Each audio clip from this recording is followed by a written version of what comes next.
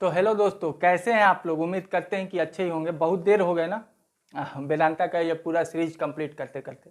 मैं मानता हूँ कि किसी भी चीज़ को समझना है तो उसके पूरे बिजनेस को समझिए। यदि पूरा बिजनेस नहीं समझ में आ रहा है तो आप ये कभी भी अनुभव नहीं कर पाइएगा कि आपका पैसा कितना मल्टीपल हो सकता है। क्योंकि जब कंपनी का फ्यूचर आपको समझ में नहीं आएगा बहुत, तो आप कैसे समझोगे कि आपका पैसा कितना ग्रो होगा। वो कहते हैं ना, लॉन्ग ड्यूरेशन होने का कारण है। एक एवेंजर मूवी बनाने के लिए बहुत सारे मूवियाँ बनानी पड़ी थी, जैसे कि आयरन मैन, कैप्टन अमेरिका, हवाई। तो वैसे ही इस वेदांता का सीरीज बनाते बनाते मुझे कई ऐसे चीज़ बताने पड़े जो कि नए इन्वेस्टर्स जो हैं, जो स्टॉक मार्केट में बिगिनर्स हैं, उनके लिए परेशानियां हो सकती है। तो मैं इस चीज़ में इतना चीज़ें नहीं बता सकता, इसलिए मैं बहुत सारे शॉर्ट वीडियो बनाया हूँ और यहाँ पे छोटा छोटा टर्म्स मैं समझाऊंगा। बाकी आप लोग वहाँ पे इस वीडियो के डिस्क्रिप्शन में मैं डाल दूंगा, जिससे कि आप देख सकते हैं उसको जाकर। वहाँ पे सारा चीज़ ब्रीफ में समझाया गया है, जो चीज़ यहाँ पे आपको समझ में नहीं आएगा। लेकिन उम्मीद कीजिए आपको यहाँ से कोई कन्फ्यूजन नहीं रह जाएगा वेदांता को लेकर, क्योंकि वेदांता का मैं सारा चीज़ कवर अप करने वाला हूँ। और हाँ, क्या क्या कवर अप किया हूँ इसका मैं वीडियो बना चुका हूँ, तो वो यहाँ नहीं बताऊँगा, वो आपको डिस्क्रिप्शन में दिख जाएगा, वहाँ पर जाके देख सकते हैं। ओवरव्यू बताया हूँ, तो ओवरव्यू में भी आप वहाँ पे जाके देख सकते हैं। एक और वीडियो उस पर बना हुआ है कि वेदांता कैसे इस्टेब्लिश्ड हुई, वेदांता का प्लांट कहाँ कहाँ पे है, वेदांता का प्रोडक्शन कहाँ है, वेदांता का कौन कौन से मेटल्स में कितने ज़्यादातर वो हैं, बिजनेस कौन कौन सा करता है। तो ये सारे ओवरव्यू में मैं दे चुका हूँ, जो कि आप वहाँ पे डिस्क्रिप्शन पे देख के क्लिक करके जा सकते हैं। लेकिन हाँ, उसके लिए आपको चैनल को सब्सक्राइब करना पड़ेगा, लाइक एंड शेयर करना पड़ेगा, ताकि आप हमारे साथ लगातार निरंतर बने रहें। और आपको कोई कंपनी पूछना हो, किसी भी व्यू लेना हो या किसी टर्म्स को जानना हो, तो आप बेहिचक मेरे कमेंट बॉक्स पे लिख के भेज सकते हैं। जब भी टाइम मिलेगा आपको बताया जाएगा। तो वेदांता में यहाँ पे हम लोग क्या क्या कवर अप करेंगे। तो वेदांता प्रेशर में क्यों है, ज़्यादातर प्रेशर में क्यों है, तो इसका ठुकुटुड़ी प्लांट जो कि मुझे निगेटिव लगता है, उसका मैं पूरा डिस्क्रिप्शन बताऊंगा। प्लेजिंग, जब भी प्रोमोटर का प्लेजिंग होता है तो वो क्यों होता है और कितना हाई प्लेज्ड है, फिर भी तब तो निगेटिव दिखेगा ही। डी लिस्टिंग मुझे न्यूट्रल लगती है, और हाईली पे डिविडेंड ये भी मुझे कहीं ना कहीं सेंटिमेंट हर्ट करने वाली चीज़ है। बट यहाँ पे सेंटिमेंटल स्ट्राइक क्या वेदांता के द्वारा किया गया वो चीज़ है, ये भी हम समझेंगे। और इन तीनों का जो वीडियो है, आपको प्लेजिंग जानना हो या डिलिस्टिंग जानना हो या डिविडेंड के बारे में जानना है, तो ये सारे के कच्चे चिट्ठे आपको इस वीडियो के डिस्क्रिप्शन में दिख जाएंगे, जो कि आप जाके वहाँ पे देख सकते हैं। यहाँ पे मैं केवल वेदांता का कवर करूँगा। उसके बाद हम देखेंगे फंडामेंटल्स वेदांता का मुझे कैसा दिख रहा है, उसके बाद टेक्निकल पे ध्यान देंगे। उसके बाद जो वेदांता का पॉजिटिव इम्पैक्ट है कहीं ना कहीं, तो वो सेमीकंडक्टर है, जिस पे इन्वेस्टर जो है कहीं ना कहीं इंटरेस्ट दिखा रहे हैं। तो उस चीज़ को हम यहाँ पे ब्रीफ में समझेंगे कि सेमीकंडक्टर का क्या क्या सीनेरियो हो सकता है। उसके बाद अंत में हम देखेंगे कंक्लूजन, मेरा कंक्लूजन क्या है, क्या मैं बाय सेल या होल्ड पे रखने वाला हूँ। तो समझते हैं शुरू से एक एक चीज़ को लेकर। सबसे शुरुआत करते हैं पॉजिटिव इम्पैक्ट सेमीकंडक्टर से। तो वेदांता का जैसा कि हम समझ रहे हैं कि वेदांता जब भी स्क्रैप का धंधा कर रहे थे अनिल अग्रवाल, तो उनको ये चीज़ समझ में आया कि नहीं, हमें जो है इसमें मोटा माल नहीं बनेगा, तो चलो हम किसी कंपनी को एक्वायर करते हैं। वहाँ पे एक्वायर किए उन्होंने। उसके बाद ये समझा कि कमोडिटी के प्रेशर के कारण, जो अल्युमिनियम और कॉपर है, उसके प्रेशर के कारण मेरे प्रोडक्शन में कहीं ना कहीं इम्पैक्ट कर रहा है। तो उस कारण से उन्होंने मेटल माइनिंग चालू किया। अब उनको लगता है कि डॉलर के वजह से कमोडिटी प्रेशर बढ़ते जाता है, क्योंकि डॉलर यदि मजबूत होता है तो उसका इम्पैक्ट कहीं ना कहीं कमोडिटी पे पड़ता है। तो उन्होंने सोचा कि चलो अब ऐसे बिजनेस पे स्विच करते हैं जिस पे कमोडिटी और डॉलर का इम्पैक्ट हो तो हमें प्रॉफिट लेके जाए। तब उन्होंने सेमीकंडक्टर में उतरने का फैसला लिया। तो ये पिछले पास्ट रिकॉर्ड से हम समझे थे ओवरव्यू में कि कितना सही थे, इसलिए मैं बोलता हूँ कि ओवरव्यू जरूर चेक किया कीजिए कंपनी का, वहाँ से आपको उसका एनालिटिक्स पता चलता है। और तो यहाँ पे हम डॉलर को देखते हुए उनका पास्ट रिकॉर्ड यदि सही है तो उम्मीद करते हैं कि वेदांता यहाँ पे भी अपना स्तंभ गाड़ेगी ही गाड़ेगी। लेकिन और इसमें यहाँ पे आपको दिखा था कि ओवरव्यू में जब डीलिस्टिंग की बात हुई थी, सॉरी डिस इन्वेस्टमेंट की बात हुई थी 2001 में, तब उन्होंने 3 कंपनी एक्वायर किए थे, भारत एल्युमिनियम, हिंदुस्तान जिंक और इंडियन फॉयल्स। अब यहाँ पे गवर्नमेंट ज़्यादा फिर से जोर कर रही है किस चीज़ पे, तो सेमीकंडक्टर पे, जो चिप कंपनी है इलेक्ट्रॉनिक्स पे, उस पर ज़्यादा ध्यान दे रही है। तो अब हो सकता है कि वेदांता फिर यहाँ से गवर्नमेंट से बेनिफिट ले पाए। क्योंकि ऐसी 4-5 माइनिंग कंपनी है जो कि सेमीकंडक्टर में उतरना चाह रही है और इनके कंपटीशन में डिक्सन टेक्नोलॉजी और इंटरनेशनल कंपनी भी है। तो क्या इस कॉम्पिटेंसी में अपने आप को कहाँ पे ढाल पाती है वेदांता, गवर्नमेंट का इन्हें कितना सहयोग मिलेगा मेक इन इंडिया के तहत, तो इस चीज़ पे हमें गौर करना है आगे भी, और इसमें देखेंगे क्या क्या इशू हो सकते हैं। इंटरनेशनल इशू में हम ये समझते हैं कि जब चाइना और ताइवान का जो इन्फ्लिक्ट है, तो कहीं ना कहीं हम इलेक्ट्रॉनिक्स जो चीज़ें हैं वो ताइवान से मंगाते हैं, और चाइना का भी सिनेरियो जो है वो ज़्यादा है सेमीकंडक्टर में, तो उस चीज़ का बेनिफिट वेदांता को मिल सकता है। ठीक है, रसिया यूक्रेन वार है, तो इस चीज़ का भी बेनिफिट हमें कहीं ना कहीं मिल सकता है। तो मार्केट शेयर यदि समझते हैं तो TSMC 54% ये कंपनी है जो कि प्रोवाइड करती है, वर्ल्ड का मार्केट शेयर है, ये वर्ल्ड का मार्केट शेयर है जो 100% सेमीकंडक्टर में TSMC जो कंपनी है वो 54% सेमीकंडक्टर प्रोवाइड करती है पूरे वर्ल्ड में, जो कि ताइवान की है। UMC की बात करें तो 7%, TSMC की बात करें तो 1% और BIS की बात करें तो 1%। ये टोटल ताइवान कंपनी है जो कि वर्ल्ड के सेमीकंडक्टर में इनका इतना मार्केट शेयर है। यदि हम चाइना की बात करें तो SSMC 5%, HH 1%, DB हाईटेक 1%, ये चाइना कंपनी है। सैमसंग जिसको आप अच्छे तरह से जानते होंगे वो 17% मार्केट शेयर वर्ल्ड का इनके पास है, जो कि साउथ कोरिया की है। वैसे ग्लोबल फाउंडर 7% US। यदि हम बात करते हैं तो 87% market share Taiwan, China and south Korea के पास है। कितना? 87% ताइवान, साउथ कोरिया और चाइना के पास सेमीकंडक्टर का मार्केट शेयर है। बचे हुए 13% में 7% US है, बाकी 6% में ऑल ओवर वर्ल्ड। तो सेमीकंडक्टर का बेनिफिट वेदांता को लेना होगा, तो हो सकता है कि गवर्नमेंट के हेल्प से ये चाइना वाले पोर्शन पे ज़्यादा इम्पैक्ट करेगा। यदि इन्हें थोड़ा सा भी मार्केट शेयर मिल गया तो बेहिचक सेमीकंडक्टर का सीरीज जो है, वेब सीरीज इनका बिल्कुल हिट होने वाला है।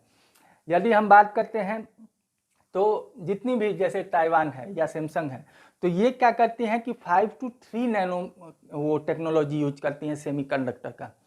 ठीक है, 5 to 3 से 5, तो इतने कम जब नैनो टेक्नोलॉजी यूज कीजिएगा तो आपकी जितने, जैसे एप्पल हो गया इसमें प्रोवाइड होता है, तो ये सारे चीज़ में जो है जो स्मार्टफोन्स हैं तो इसमें ये सब प्रोवाइड करते हैं। लेकिन वेदांता का कहना है कि हम 28 नैनोमीटर का बनाएंगे, 28 नैनोमीटर का, जो कि अभी के सिनेरियो से ये टेक्नोलॉजी कहीं ना कहीं इन्हें अपग्रेड करनी पड़ेगी, क्योंकि आज का सिनेरियो में जब कंपनी 3 to 5 नैनो टेक्नोलॉजी यदि प्रोवाइड कर रही है तो आपसे 28 कौन लेगा।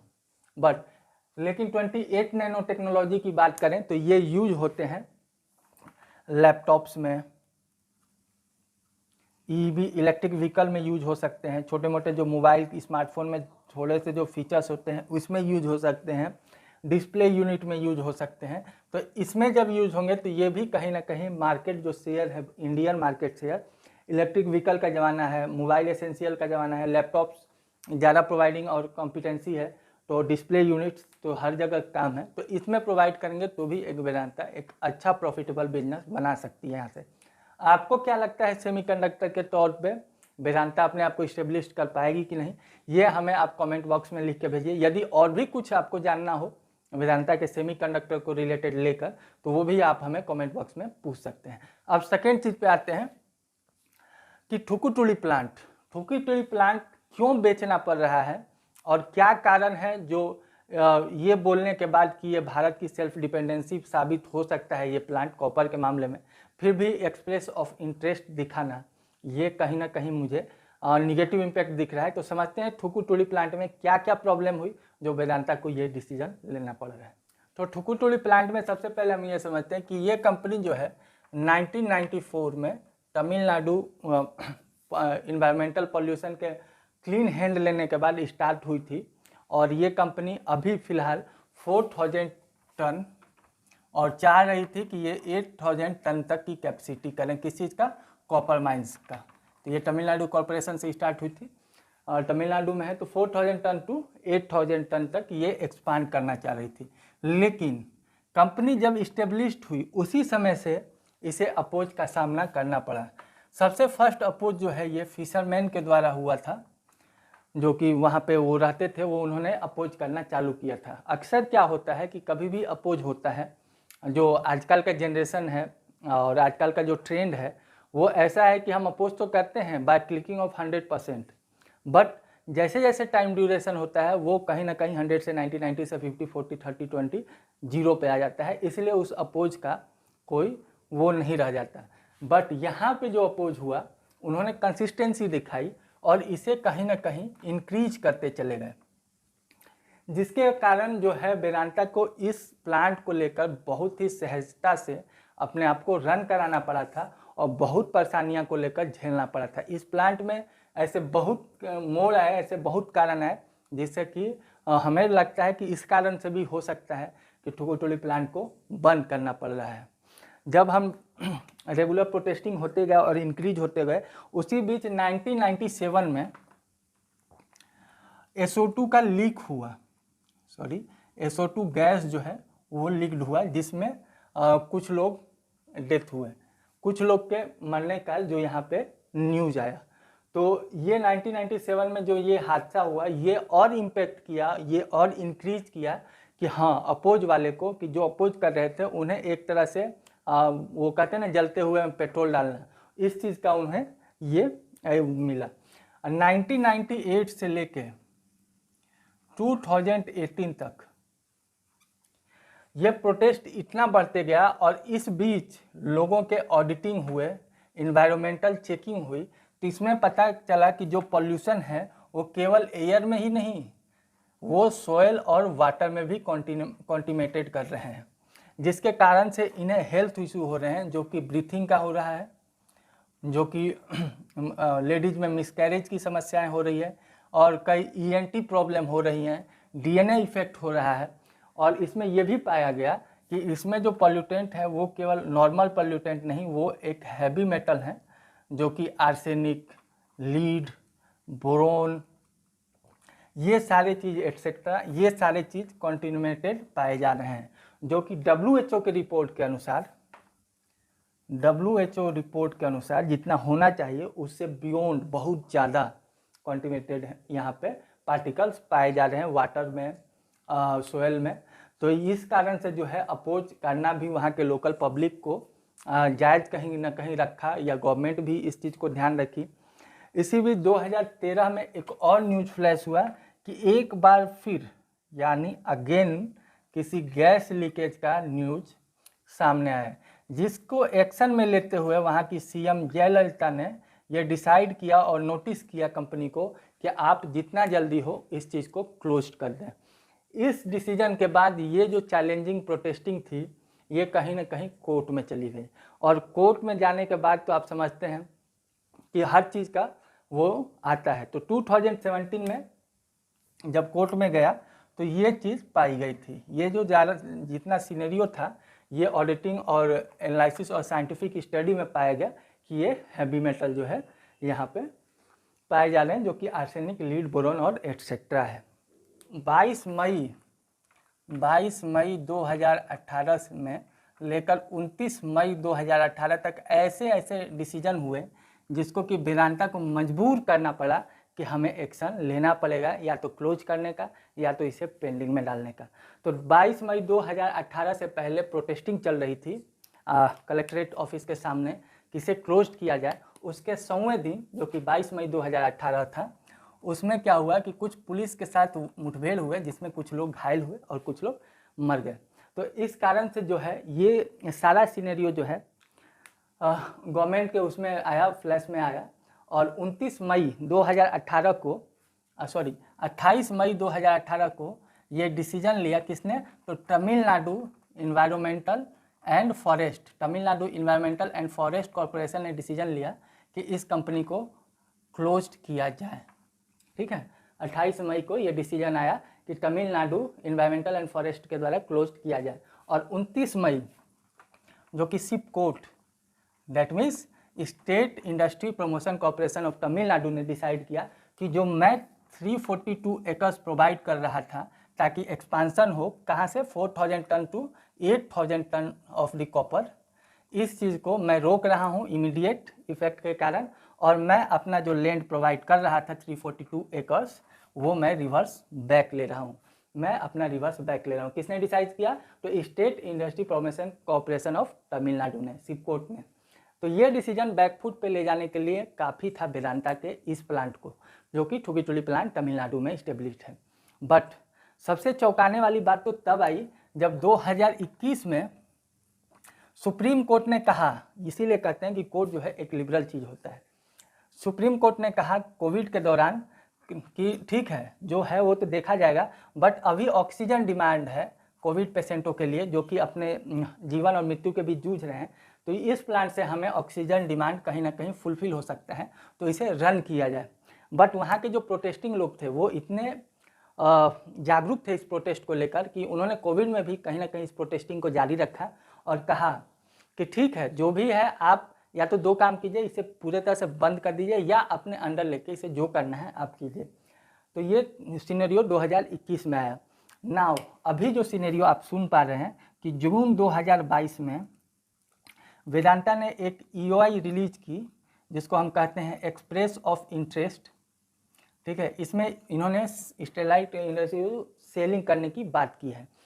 तो और हाँ, इसके साथ साथ ये भी कह रहे हैं वेदांता के स्पोक्स पर्सन, डैट मीन्स कि ये ऐसा प्लांट है जहाँ पे कि भारत को कॉपर का सेल्फ डिपेंडेंसी बनाया जा सकता है। 80% ऑफ द कॉपर यहाँ से प्रोवाइड भारत को किया जा सकता है। लेकिन हमें ये समझ में नहीं आ रहा है कि जब ऐसा स्थिति है तो आप उसके प्रॉब्लम को सुलझाने के बजाय आप उसकी बेचने की बात कर रहे हैं, यानी आप प्रॉब्लम से भाग रहे हो। ये मुझे किसी भी कंपनी का अच्छा इम्पैक्ट नहीं दिखता है। तो यहाँ पे कॉन्फ्लिक्ट ऑफ द लैंग्वेज मुझे समझ में नहीं आ रहा है कि एक्चुअली हो क्या रहा है, क्योंकि कॉन्फ्लिक्ट ऑफ लैंग्वेज 2 ही कारण से होते हैं, या तो उस चीज़ से इंटरेस्ट खत्म हो चुका है या तो आपने दायरे समेटना चालू कर दिए हैं। तो ये 2 कारणों से भी कोई भी कारण हो वो सारे निगेटिव हो सकता है। यहाँ पे हो सकता है मे बी कि 524 करोड़ रुपीज़ इन्हें एथाना छत्तीसगढ़ पावर प्लांट जो खरीदने जा रहे हैं उनमें हो सकता है कि कुछ पैसों की ज़रूरत पड़े तो यहाँ से प्रोवाइड करें एथाना पावर प्लांट ऑफ छत्तीसगढ़ जो कि 524 करोड़ का स्टेकिंग करने जा रहे हैं। तो आपको क्या लगता है ये ठुकी-ठुड़ी प्लांट, आप कैसा समझ पा रहे हैं इसको? क्या ये ज़बरदस्ती बंद किया जा रहा है या उब चुके हैं या इन परेशानियों के कारण? क्योंकि ये यदि ये परेशानी थी तो वेदांता को इस चीज़ से जूझना था, वहाँ के लोकल जो पब्लिक थे उनसे बात करनी थी, उनके हेल्थ को सुधारना था, जो पोल्यूशन हो रहे थे प्लांट के द्वारा उन्हें कहीं ना कहीं मिनिमाइज करना था through out year by year और 0 पे जाना था, बजाय इसके कि इस प्लांट को बेच के हम इस प्रॉब्लम से ही हट जाए। ये सही सॉल्यूशन मुझे नहीं दिख रहा है। ठुकी-ठुड़ी प्लांट बेचना ये भी हो सकता है कि ये कहीं ना कहीं सेमीकंडक्टर में शिफ्ट हो रहे हैं तो कुछ प्लांट को जो है अपने आप को रोके वहाँ पे, और तो अंत में देखेंगे कि हमें क्या एक्शन लेना है ये सारे सिनेरियो के बीच। वैसे वेदांता का कहना था कि जब हम डीलिस्टिंग कर रहे हैं तो डीलिस्टिंग का मतलब यही था कि हम कई ऐसे डिसीजन लेंगे जो कि लोकल इन्वेस्टर हैं, जो कि नॉर्मल इन्वेस्टर हैं, उन्हें ये कॉम्प्लिकेटेड चीज़ समझ में नहीं आएगी और हम एक्शन लेंगे और ये चीज़ कहीं ना कहीं निगेटिव फ्लैश होगी तो इससे हमारे प्राइस पे इम्पैक्ट करेगा। तो ये अब जो ये सारे सिनेरियो है वो कहीं ना कहीं मुझे डीलिस्टिंग की बात को लेकर सही साबित होते हुए दिख रही है कि ठुकी-ठुड़ी प्लांट बेचना जो कि 80% of the copper dependency of India को साबित करता है, उस चीज़ को बेचना ये निगेटिव इम्पैक्ट दे सकता था। यदि ये कंपनी डीलिस्टिंग रहती तो इसके शेयर में इम्पैक्ट नहीं देखने को मिलता। अब बात करते हैं सेकेंड निगेटिव इम्पैक्ट प्लेजिंग की, कि प्लेजिंग जो कंपनी का प्रमोटर कर रहा है, तो प्लेजिंग का एक ही मात्र मतलब निकलता है कि कंपनी को कैपिटल इन्फ्यूजन की ज़रूरत है। तो कैपिटल तो है, कैपिटल से हम समझ पा रहे हैं कि इन्हें एथाना का छत्तीसगढ़ भी कहीं ना कहीं बाय करना है और दूसरा सेमीकंडक्टर में एक बिग प्लेयर के रूप में उभरना है। तो उसके लिए कैपिटल तो चाहिए क्योंकि सेमीकंडक्टर का भी प्लांट इन्हें बनाना पड़ेगा। तो इस चीज़ को लेकर मुझे समझ में तो आ रहा है, लेकिन ये चीज़ डाइजेस्ट नहीं हो पा रहा है कि आप प्लेजिंग करके कैपिटल इन्फ्यूजन कर रहे हो बट उस कैपिटल का आप दुरुपयोग करके डिविडेंड में क्यों दे रहे हो भाई? जब आपको पैसे की ज़रूरत है और आप गिरवी रख के अपना सामान पैसे जुटाकर और फिर किसी में बांट दो, तो ये मुझे बिल्कुल डाइजेशन वाली बात नहीं है, इसलिए मुझे प्लेजिंग निगेटिव चीज़ लगी। अब बात करते हैं यदि हाईली पेड डिविडेंड की, तो यहाँ पे डिविडेंड देना मेरे हिसाब से केवल 2 कारण हो सकते हैं। एक कि जो इन्वेस्टर हैं उसके सेंटिमेंट पे स्ट्राइक करना कि आप घबराइए नहीं, एक मतलब लालच के तौर पे देना। दूसरा, कैश फ्लो को ठीक ठाक रखना। यदि कैश फ्लो को भी ठीक ठाक रखना है तो इतना हाई डिविडेंड देना मुझे उचित नहीं दिखा। हाँ, निगेटिव सेंटिमेंट को स्ट्राइक करने के लिए है तो वो भी मुझे कहीं ना कहीं निगेटिव दिखा। आप कैपिटल इन्फ्यूजन कर रहे हो तो कैपिटल का सही यूटिलाइजेशन कीजिए, बकाया ये कि आप किसी को वितरित कीजिए, तो ये भी कहीं ना कहीं मुझे निगेटिव दिखा। मुझे केवल ये न्यूट्रल वाली बात या तो मास्टर स्टॉक हो सकती है कि हाँ, डीलिस्टिंग में मैंने तो बोला था कि मेरा बिजनेस कॉम्प्लिकेटेड है और कई ऐसे एक्शन ले सकता हूँ जिसको इन्वेस्टर निगेटिव रूप में देख सकते हैं। तो ये सोच ले इन्वेस्टर कि नहीं, ये तो कंपनी पहले से ही बोल रही थी और हम कुछ और कर लें, तो ये मास्टर स्टॉक भी हो सकता है। या ये तो सही साबित हो सकता है कि ये सेमीकंडक्टर में शिफ्ट हो रहे हैं तो इन्हें कैपिटल की ज़रूरत है, तो ये सारे एक्शन तो लेना लाजमी बनता है। बात करते हैं अब हम कॉम्पिटेंसी की। फंडामेंटल्स और टेक्निकल हम देखेंगे, फिलहाल हम कॉम्पिटेंसी की बात करते हैं। तो कॉम्पिटेंसी में यदि हम बात करें तो आपने देखा कि कितने बड़े बड़े प्लेयर हैं सेमीकंडक्टर में, जो कि मैनेजमेंट सोच रही है कि इस फील्ड में हम उतरें। तो वहाँ के कॉम्पिटेंसी तो आप देख रहे हैं कि 87% of the market share semiconductor के एक बड़े बड़े प्लेयर के पास है, तो वहाँ कॉम्पिटेंसी तो होगी। और रही बात इनकी मेटल माइनिंग में, तो उसमें कई माइनिंग है, जैसे JSW है और टाटा ग्रुप है, बिरला ग्रुप है, तो यहाँ पे भी कॉम्पिटेंसी है। लेकिन इनके जो diversify all over the world हैं, ये इन्हें बेनिफिट देते हैं।